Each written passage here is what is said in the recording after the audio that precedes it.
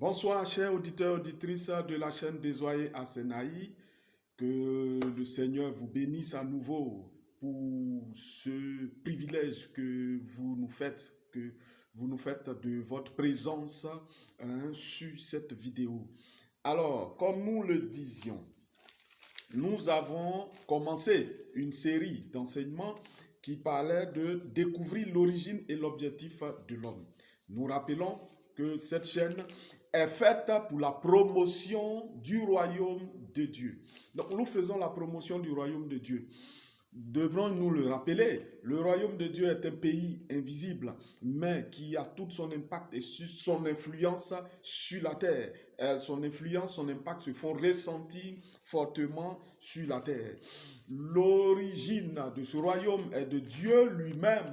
Nous rappelions que Dieu n'est pas un nom, Dieu est un titre, Dieu veut dire celui qui existe par lui-même, celui qui a été créé par lui-même et qui a établi son royaume sur lequel il règne. Nous disions que l'homme était toujours à la poursuite de la compréhension de sa présence sur terre et à la poursuite de la compréhension de sa destinée. Il cherchait à comprendre ses origines, mais il a perdu cette compréhension et c'est pourquoi la religion est venue pour essayer d'aider l'homme à comprendre. Malheureusement, ce n'est pas son rôle, elle n'est pas dans son rôle. Donc, pour que l'homme comprenne l'origine et la destinée de sa présence sur terre, il doit chercher à comprendre le royaume de Dieu, parce que c'est Dieu qui est le créateur. Dieu étant roi dans son royaume qu'il a érigé, qu'il a établi, dans son amour.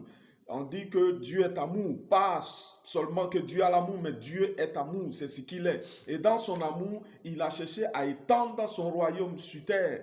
Il a étendu son royaume. Il a créé un autre domaine qu'il a appelé terre, sur lequel il a déposé l'homme pour y régner. Malheureusement, l'homme a désobéi, est rentré dans une rébellion qu'on a appelée péché et que malencontreusement, la religion a transformé, a donné une autre définition.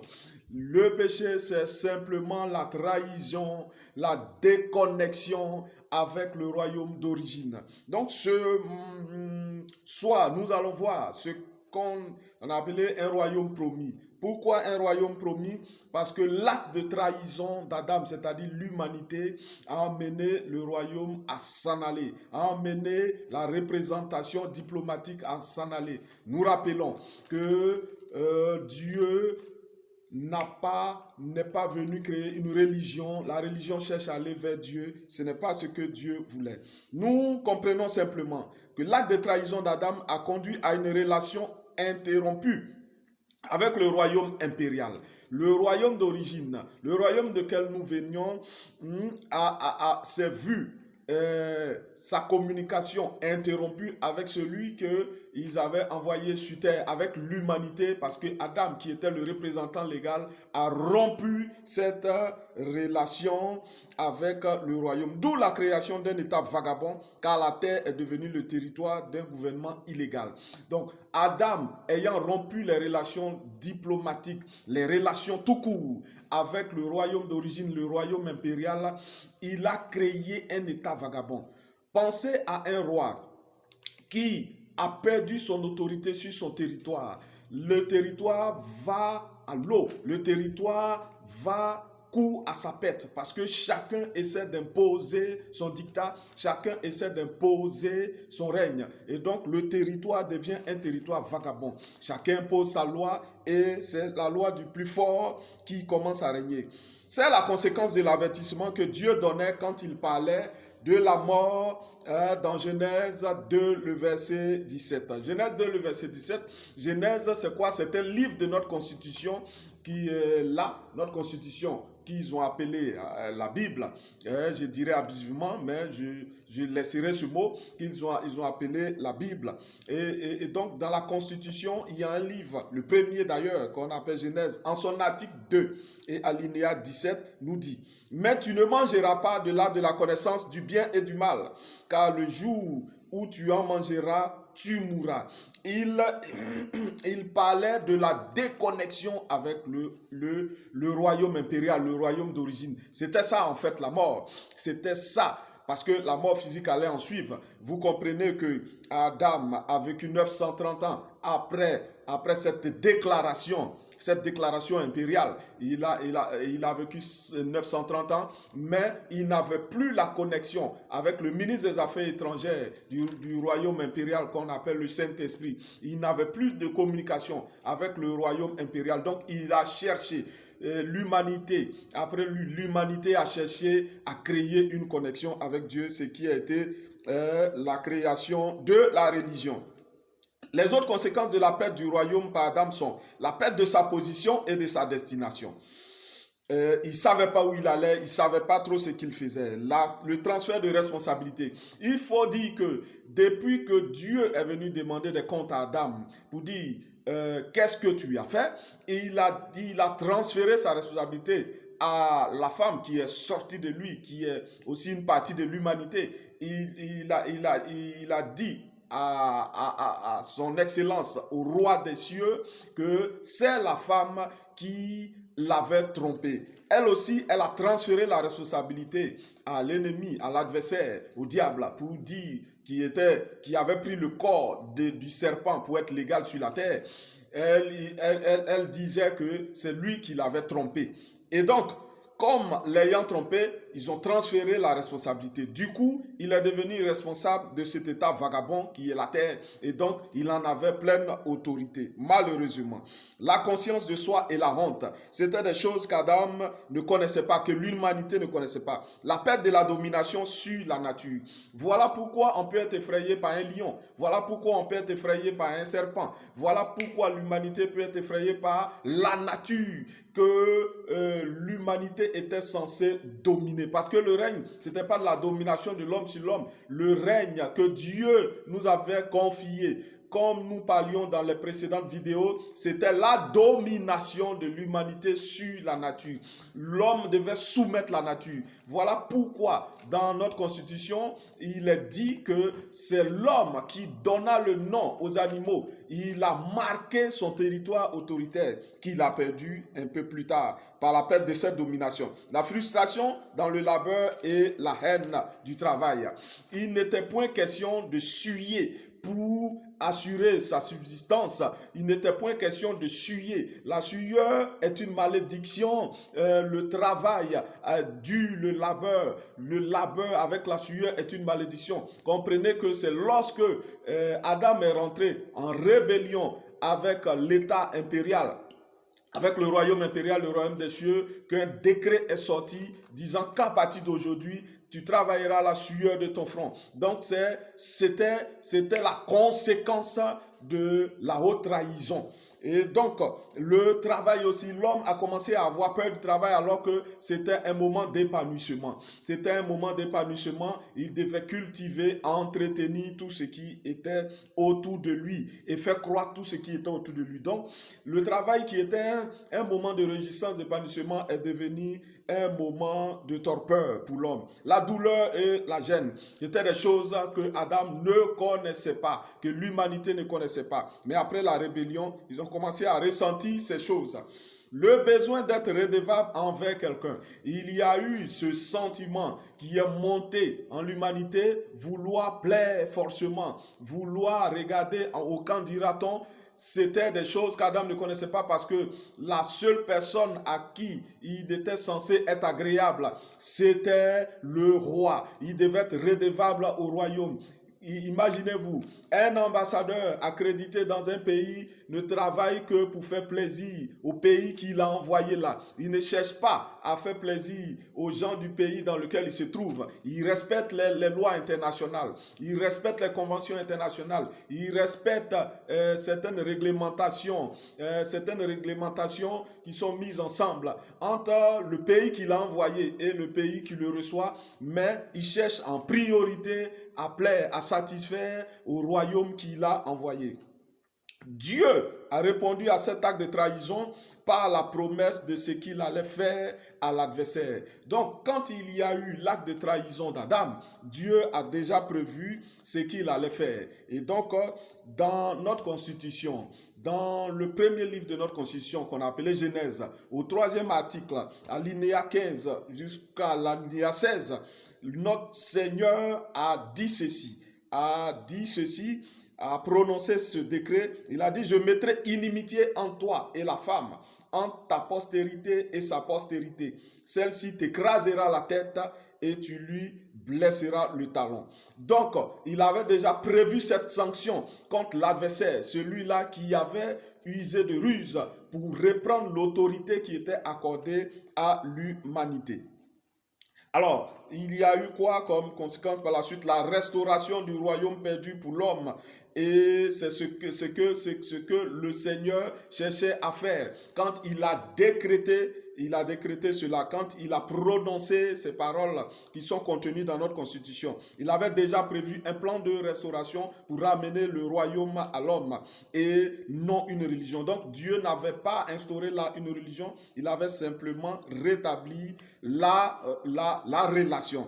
Le ciel n'était pas la priorité. La religion est venue envoyer le ciel comme la priorité pour dire: il faut chercher le ciel, il faut rechercher à partir au ciel. Ce n'était pas ça la priorité. Le ciel, dans la conception du royaume, le ciel est le pays duquel nous sommes venus pour coloniser, pour annexer des territoires ici sur la terre. Donc, répartir dans ton pays ne peut pas être une priorité. Ne peut pas être une priorité. Ta priorité pour toi, c'est le travail que tu es venu accomplir dans un autre pays. C'est la mission que tu es venu accomplir pour ton pays.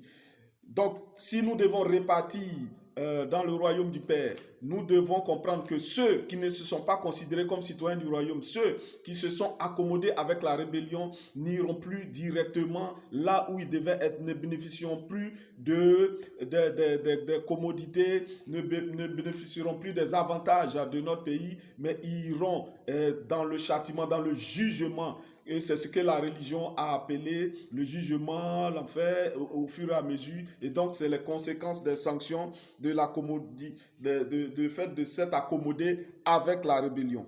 Depuis sa rébellion, l'humanité a tenté en vain d'utiliser la religion comme une manière de revenir dans la présence de Dieu pour compenser la perte de ce qu'elle avait subi. Donc, la religion et tout ce système-là qui a été mis en place pour chercher à retrouver la position, le statut qu'on avait perdu suite à la rébellion que Adam avait conduit, et la rébellion conduite par Adam et dans laquelle on s'était tous accommodés, mais avec le fait d'accepter le plan de restauration que Dieu a dressé par lui-même, qui est descendu sur terre par Jésus, et ce plan de restauration nous repositionnait dans notre statut de citoyen du royaume et de fils de ce roi. Donc, qu'entendons-nous par religion? La religion est la somme de toutes les activités entreprises par les êtres humains dans leur recherche égocentrique de Dieu, du royaume, que ce soit par la scientologie, par la foi baha'ïne, par l'islam, par le bouddhisme, par le confucianisme, et par l'hindouisme, le shintoïsme, l'animisme, l'unitarisme, l'athéisme, le christianisme, je précise aussi le christianisme, et tous les autres ismes ou philosophies existantes. Donc, nous reprenons pour dire que la religion, c'est la somme de toutes les activités que les humains ont entreprises dans leur recherche égocentrique du royaume et de Dieu. Ils ont mis tout un système en place pour essayer de récupérer leur position parce que les humains ne comprennent pas bien, n'ont pas bien compris ce qui se passait. Ce qui s'est passé, c'est qu'ils ont perdu le royaume de Dieu, ils ont perdu le règne. Ils ne sont plus dans le carnaval du règne de Dieu. Donc, ils ont mis tout ce système-là en place pour essayer de retrouver leur position. Malencontreusement, parce que ce n'est pas la bonne procédure, ce n'est pas la procédure légale pour cette restauration. Donc, la motivation de la religion était de redécouvrir et de recevoir ce qui a été perdu, c'est-à-dire le royaume de Dieu. En fait, de manière intrinsèque, l'humanité cherche à reconquérir ce qu'elle a perdu, c'est-à-dire le royaume. Certains même ne sachant pas. C'est pourquoi Sigmund Freud a dit que la religion a été établie pour retrouver une certaine paternité. Lui, il a dit ça en ces termes. Mais en réalité, la religion a été mise en place pour retrouver le royaume perdu, le règne que nous avons perdu. Donc, tous les noms qui sont cités, peu importe le nom qu'elles portent, toutes les religions dans leur exercice futile expriment à quel point la poursuite de l'homme pour essayer de retrouver ce qu'il a perdu est frustrante et vaine. Donc, il y a plusieurs rites, il y a plusieurs choses que les gens font pour essayer de retrouver la position. Et quand ils n'y arrivent pas, la frustration commence à s'installer. Et on essaie de se battre, de comparer les différentes religions, malheureusement. Heureusement pour nous, Dieu a résolu le problème lui-même parce qu'il est le seul à avoir la solution. Il est le seul à pouvoir rétablir toute solution, puisqu'il est le roi. C'est lui qui a rédigé cette constitution. C'est à lui qu'appartient le règne dans le royaume. Et c'est lui seul qui devait établir et qui établit la solution. Car le problème de l'humanité ne l'a pas surpris. Dieu n'est pas surpris. Parce que quand on rédige une constitution, quand on rédige un texte légal, un texte fondateur, on prévoit tout ce qui peut être comme imprévu. Tout ce qui peut arriver, qui peut mettre à mal le fonctionnement, les activités, l'expansion du royaume, on prévoit tout ça dans la Constitution. Il n'y a pas de nouveau fait pour Dieu. Il a déjà tout établi et la Constitution règle tout. Donc, il savait que nous n'arrivions jamais à résoudre ce problème sans son aide.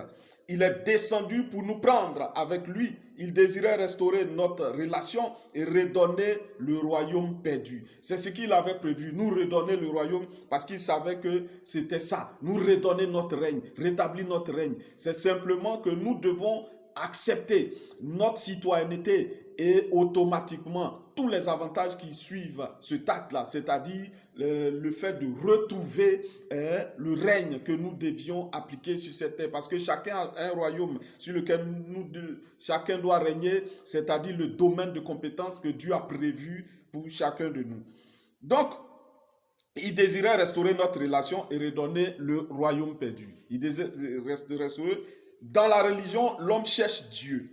Si malgré son engagement, sa consécration, sa loyauté, sa fidélité, son zèle, la complexité de sa recherche, il cherche la complicité de sa recherche, il cherche insatiable et insatisfait, désirant plus, c'est qu'il n'a pas encore trouvé le royaume. Si vous voyez que quelqu'un persiste dans la religion, c'est qu'il n'a pas encore trouvé le royaume. Parce que quand tu trouves le royaume, tu sais que tu es sur la véritable voie et tu abandonnes la mauvaise, c'est-à-dire celle qui ne va pas te conduire à la satisfaction prévue par Dieu. Il est comme un poisson hors de l'eau. Celui qui cherche le royaume est comme un poisson hors de l'eau. Il n'y a qu'une solution à son problème. Parce que son milieu naturel de vie, son milieu habituel, son milieu prévu de vie, c'est l'eau. Donc quand il est hors de l'eau, il cherche à combler le vide. Mais il ne peut pas le combler avec l'huile, avec l'essence, du jus d'orange, du lait ou de l'alcool. La religion n'a qu'un substitut humain pour pallier au vide du royaume. Elle ne peut et ne lui donnera jamais satisfaction. Donc la religion ne peut pas donner satisfaction à l'homme. Elle ne peut pas donner satisfaction. Seul le royaume peut résoudre son problème éternel. Donc, seul le repositionnement dans le royaume peut résoudre ce problème. Comprenons donc bien ces paroles de Jésus, Christ, quand il disait « Heureux les pauvres en esprit, car le royaume des cieux est à eux. Heureux les affligés, car le royaume des cieux est à eux. Heureux les affligés, car ils seront consolés. Heureux les débonnaires, car ils hériteront la terre. Heureux ceux qui ont faim et soif de la justice, car ils seront rassasiés. » Donc, ce vide qui est créé en l'homme ne peut être comblé que par le royaume des cieux. Donc, on dit heureux les pauvres en esprit, car le royaume des cieux est en eux, c'est-à-dire ceux qui sentent un vide, c'est la manifestation du royaume qui peut combler ce vide.